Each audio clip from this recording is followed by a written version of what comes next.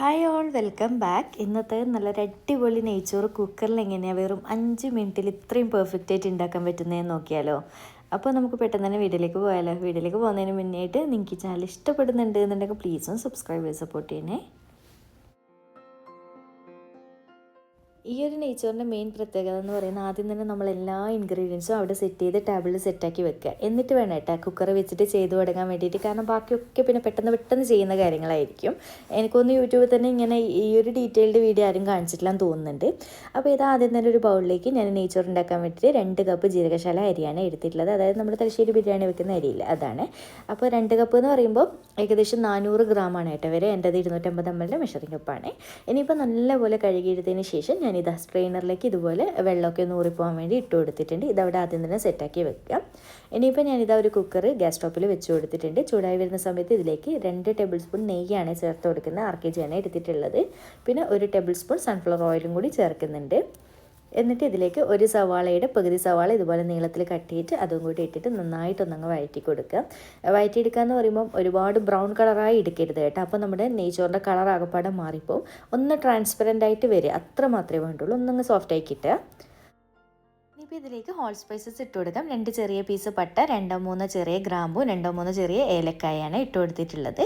എന്നിട്ട് നന്നായിട്ടൊന്നങ്ങ് മിക്സാക്കി കൊടുക്കുന്നുണ്ട്. ഇനിയിപ്പോൾ ഇതിലേക്കുള്ള വെള്ളം ഒഴിച്ച് കൊടുക്കുക. ഞാനിവിടെ പച്ചവെള്ളമാണ് എടുത്തിട്ടുള്ളത്. അതായത് നമ്മൾ കുക്കറിൽ ചെയ്യുന്നത് കൊണ്ട് തന്നെ 1-1.5 കപ്പ് എന്നുള്ള രീതിയിൽ 2 കപ്പ് റൈസിന് 3 കപ്പ് വെള്ളമാണ് ഒഴിച്ച് കൊടുക്കുന്നത്. എന്നിട്ട് പാകത്തിനുള്ള ഉപ്പും കൂടി ഇട്ട് കൊടുക്കുന്നുണ്ട്. റൈസിലേക്ക് ഒരു പൊടിക്ക് മുന്നിൽ നിൽക്കുന്ന രീതിക്ക് ഇടണം, എങ്കിലേ റൈസ് പിടിച്ച് കിട്ടുള്ളൂ. പിന്നെ ഇതാ ഒരു ചെറുനാരങ്ങയുടെ പകുതി നീരും കൂടി പിന്നെ ഒഴിച്ച് കൊടുക്കുന്നുണ്ട്. പിന്നെ നമ്മൾ കഴുകി ഊറ്റി വെച്ചിട്ടുള്ള അരി മൊത്തത്തിലായിട്ട് ഈ ഒരു സമയത്ത് ഇട്ട് കൊടുക്കുക. എന്നിട്ട് നന്നായിട്ട് ഇതുപോലെ നിങ്ങൾ മിക്സാക്കി കൊടുക്കുന്നുണ്ട്. ഉപ്പൊക്കെ ഒന്ന് ചെക്ക് ചെയ്ത് നോക്കുക. എന്നിട്ട് ഞാൻ ഇതാ കുക്കർ അടച്ച് വെച്ച് കൊടുക്കുന്നുണ്ട്. ഇനിയിപ്പോൾ മീഡിയം ഫ്ലെയിമിൽ ഇട്ടിട്ട് 2 വിസിലാണ് കേട്ടോ നമ്മുടെ നെയ്ച്ചോറ് വേവാനായിട്ട് ആവശ്യമുള്ളൂ. അപ്പോൾ 2ാമത്തെ വിസിൽ അടിഞ്ഞ ഉടനെ തന്നെ ഫ്ലെയിം ഓഫ് ചെയ്യുക. എന്നിട്ട് നമ്മളതിനെ മൈൻഡ് ചെയ്യാനേ പാടില്ല കേട്ടോ. ചിലവർക്ക് ഇടയ്ക്കിടെ പ്രഷർ പോയോ എന്നുള്ള ചെക്കിംഗ് ഒക്കെ ഇല്ല, അങ്ങനെയൊന്നും ചെയ്ത് നോക്കരുത്. അപ്പോൾ നമ്മുടെ നെയ്ച്ചോറ് കൊളായിപ്പോവും. അതിന് പ്രഷർ 2ാമത്തെ വിസിൽ അടിഞ്ഞ് ഉടനെ ഓഫ് ചെയ്യുക. എന്നിട്ട് കുറേ സമയം കഴിഞ്ഞിട്ട് മാത്രം ഓപ്പൺ ചെയ്താൽ മതി കേട്ടോ നമ്മൾ സെർവ് ചെയ്യാൻ നേരത്ത്. അതിനിടയിൽ ഞാനൊരു വേറെ ചീനച്ചട്ടി വെച്ചിട്ട് കുറച്ച് ഉള്ളിയും അണ്ടിപ്പരിപ്പും മുന്തിരിയൊക്കെ ഒന്ന് വറുത്ത് കോരുന്നുണ്ട്. നമുക്ക് നെയ്ച്ചോറിൻ്റെ മുകളിലായിട്ട് ഗാർണിഷ് ചെയ്ത് കൊടുക്കാൻ വേണ്ടിയിട്ടാണ്.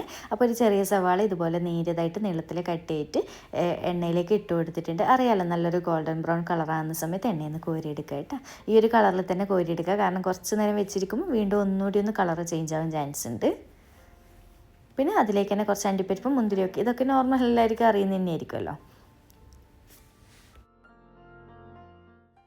അങ്ങനെ ഇതാ പ്രഷറൊക്കെ മൊത്തത്തിൽ പോയി കുറേ ടൈം, ഒരു 10-15 മിനിറ്റൊക്കെ കഴിഞ്ഞിട്ടാണ് ഞാൻ സെർവ് ചെയ്യാൻ പോകുന്നുള്ളൂ. അപ്പോൾ ഇതാ ഇത്രയേ ഉള്ളൂ. കാണുമ്പോൾ തന്നെ മനസ്സിലാവും നല്ല പ്യോർ വൈറ്റ് ആയിട്ട് നല്ല അടിപൊളി നെയ്ച്ചോറാണ് കേട്ടോ. കുക്കറിലും ഇത്രയും പെർഫെക്റ്റ് ആയിട്ട് ചെയ്യാൻ പറ്റും എന്നുള്ളത് നിങ്ങൾ ഈ ഒരു വീഡിയോ കണ്ടിട്ട് ഒന്ന് ട്രൈ ആക്കി നോക്കുമ്പോൾ മനസ്സിലാവും കേട്ടോ. അപ്പോൾ ഇതാ ഞാൻ കൗണ്ടർ ടോപ്പിൽ വെച്ച് നന്നായിട്ടങ്ങ് മിക്സാക്കി കൊടുക്കുന്നുണ്ട്. ഇനി സെർവ് ചെയ്യാം കേട്ടോ. നിങ്ങൾക്ക് സെർവ് ചെയ്യുമ്പോൾ തന്നെ മനസ്സിലാവും ഒട്ടും തന്നെ അങ്ങനെ പരസ്പരം ഒട്ടിപ്പിടിക്കുന്ന പ്രശ്നം ഒന്നുമില്ല കേട്ടോ. നല്ല ടേസ്റ്റുമാണ്.